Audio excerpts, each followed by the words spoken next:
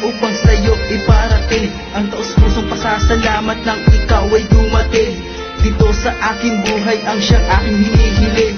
Sa Diyos na may kapalang matagal ko nang daig na ang tulad mong babae ang dapat kong mahalin.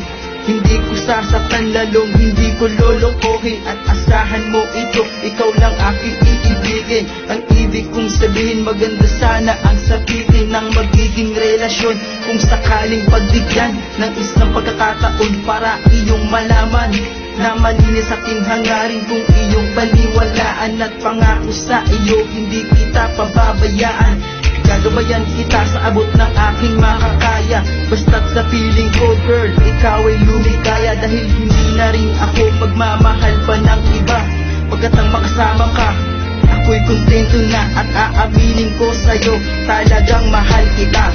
Salamat na kilala ka sa buhay kong nag-iisa, aming ibig sa may kapal na tayo ay magtagal.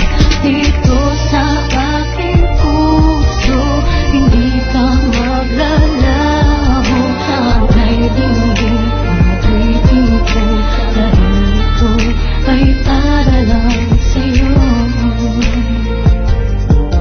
Dahil ito ay para lang sa'yo. Ngayon alam mo na ang aking nadarama, lakas loob ko sasabihin na minamahal kita. Dahil sa'yo ko lang nakita, matagal lang hinahanap ang babaeng isasama ko sa aking mga pangarap. Pupunan ko ng pansin bawat minutong lumilipas, tuwing tayo ay magkasama sa paglipas ng oras. Walang sasayangin na sandali kapag kasama, at lalo hindi ako sa'yo magsasawa. Dahil ang pangalan mo sa puso ko nag-iisa, at hindi na rin ako titingin pa sa iba, pagkat ako'y kontento na makasama ka man lang dito sa puso ko. Manirahan ka man lang para lang malaman mo, puso ko'y sayo, wala ka nang kaagaw, pagkat ako na ay seryoso na mahalin ka at ibigin ka ng aking puso. Ngayon lang ako sa'yo nagpakatotoo na ang pag-ibig kong wagas, ito'y para lang sa'yo.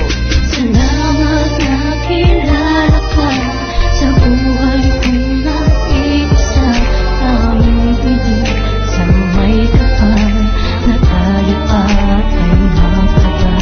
Dito sa aking puso, hindi ka maglalaho, hangay dinggin ang awitin ko, dahil ito ay para lang sa'yo.